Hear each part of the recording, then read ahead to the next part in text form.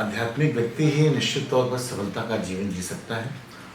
और मैं आपको बताऊं कि हमारे जन्म के पूर्व ही, जब हमारा जन्म होता है, हम जब इस धरती पर आते हैं, उसके पूर्व ही हमारे शास्त्रों में, हमारे वेदों में यह विधान व्यवस्था रखी गई है कि हमारे 3 जो संस्कार होते हैं, महत्वपूर्ण संस्कार, गर्भाधान संस्कार, पुंसवन संस्कार और सीमंत संस्कार, ये संस्कार हमारे जन्म के पूर्व में ही हो जाते हैं।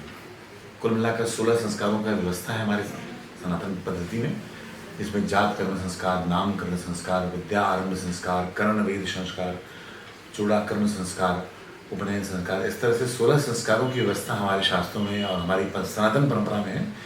ये जो संस्कार होते हैं, ये वास्तव में मनुष्य को मनुष्य बनाते हैं, मनुष्य को एक आध्यात्मिक, एक सफलतम और एक भौतिक रूप से, मनोवैज्ञानिक रूप से, आध्यात्मिक रूप से और मटेरियलिस्टिक लाइफ में सफल होने के लिए भी बहुत बड़े सहायक सिद्ध होते हैं। बगैर अध्यात्म के कोई भी व्यक्ति संपूर्णता को या पूर्णता को प्राप्त नहीं कर सकता। हो सकता है उसकी सफलताएं कुछ प्रारंभिक तौर पर सफल हो सकता है व्यक्ति, लेकिन जब कभी भी स्थितियां विषम होती हैं, विपरीत होती हैं या चैलेंजेस आते हैं, चुनौतियां आती हैं लाइफ में, तो वहाँ पर वो व्यक्ति डामाडोल हो सकता है, वहाँ पर संभल शायद गिर सकता है। लेकिन वहीं कोई आध्यात्मिक व्यक्ति है तो सफलता को प्राप्त करते करते ही साथ ही यदि किसी स्थिति में से असफल भी होना पड़ता है, बहुत बड़ी असफलता या विफलता देखनी पड़ती है, तो वह व्यक्ति चूंकि आध्यात्मिक है तो वह अपने अध्यात्म के बल पर अपने जीवन को वापस संवार सकता है और उस विषम स्थिति में एक मजबूत सिपाही की तरह, एक मजबूत व्यक्ति की तरह जीवन को बना सकता है। ये जो हमारे संस्कार हैं, यह हमारे चरित्र को, हमारे बल को, हमारे जीवन को सुगम बनाने के कार्य आते हैं।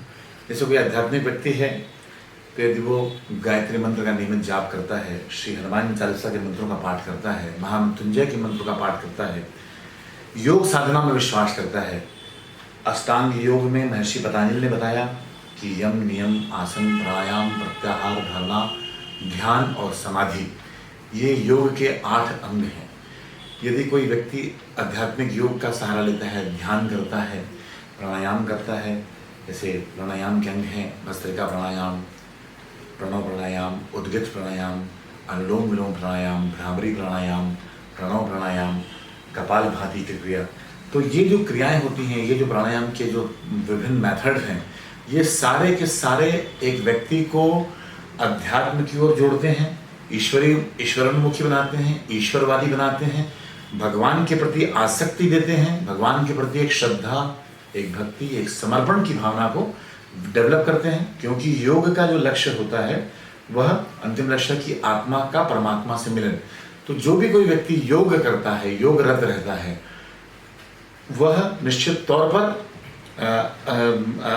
भौतिक जीवन में, सभी तरह के जीवन में, आध्यात्मिक जीवन में, अपने व्यक्तिगत जीवन में, पर्सनल लाइफ है, प्रोफेशनल लाइफ है, बहुत ही सफलता को प्राप्त करता है। यदि उसके जीवन में, जैसे मैंने पूर्व में बताया कि यदि कोई दुर्घटना हो जाती है, कोई चुनौतियां आ जाती हैं, कोई विषम स्थितियां आ जाती हैं, कोई बीहड़ संकट आ जाता है या पहाड़ों से भी बड़ा संकट आ जाता है, तो आध्यात्मिक व्यक्ति जो है वह जीवन से भागता नहीं है, वो कभी डिप्रेशन का शिकार नहीं होगा। वह किसी भी रूप में कई बार डिप्रेशन का हमने देखा है, युवा जो है आजकल, मेरा सभी से अनुरोध है कि इस कदम को कभी भी ना उठाएं। डिप्रेशन का शिकार होकर आत्महत्या जैसे कदम, घातक कदम उठा लेते हैं। तो यदि वो कोई गायत्री साधक है, महामृत्युंजय का साधक है, हनुमान चालीसा के मंत्रों के प्रति उसकी आसक्ति है, योग साधना में विश्वास करने वाला व्यक्ति है, तो निश्चित तौर पर वो कभी भी डिप्रेशन का शिकार नहीं होगा।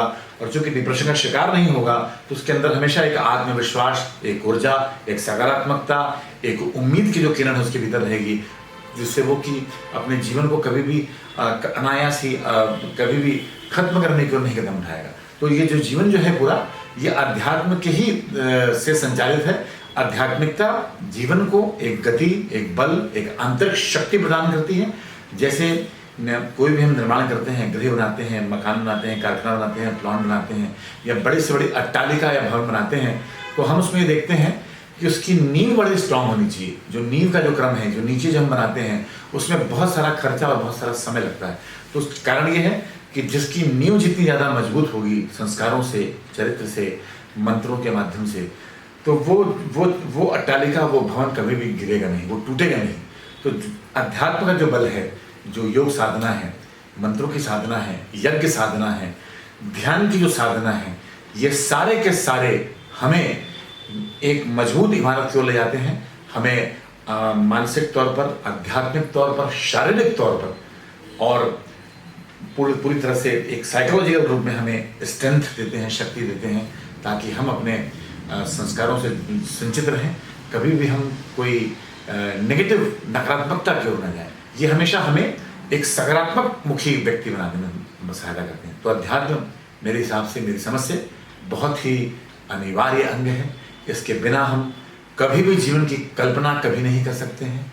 हमारे शास्त्रों में, हमारे विधान में, हमारे वेदों में, पुराणों में इसको बहुत ही अच्छे ढंग से अंगीकृत किया गया है और ये जीवन के महान अंग है, अनिवार्य अंग है, अविभाज्य अंग है। बहुत बहुत धन्यवाद। DNS चैनल के सभी दर्शकों को मेरा इसने बड़ा नमस्कार।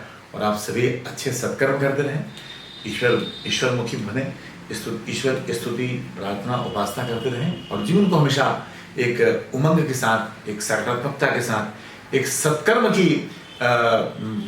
सत्कर्मवादी होकर हम सत्कर्म की पराकाष्ठा करते हुए एक अच्छे कर्म योगी बने। बहुत बहुत धन्यवाद।